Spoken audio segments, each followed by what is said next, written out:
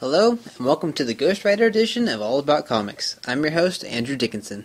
I wanted to do this all Ghost Rider episode to commemorate the release of Ghost Rider Spirit of Vengeance by focusing on this character and teaching people about its history. I'll start with the creation of the character. Ghost Rider was created by Gary Friedrich in 1972. The character was originally pitched as a villain for Daredevil, but artist Gene Colan suggested to Gary that his concept was too interesting to be a villain and that he should be a hero with his own book. And thus Ghost Rider was born.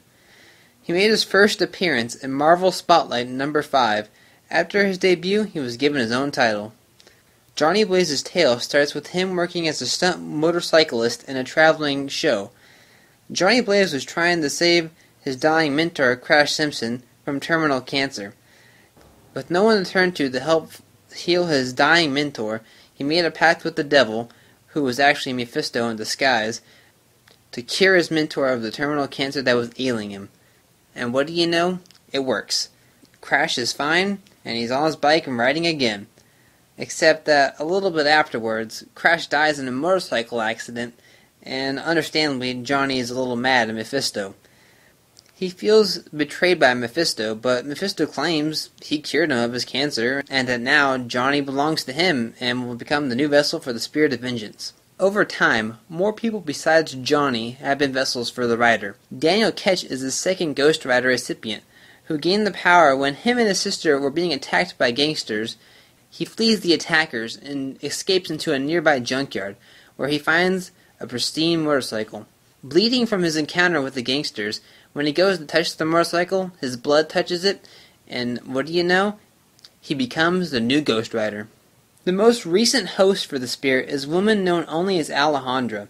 At a young age, she was sold by her father. Yeah, what a dad.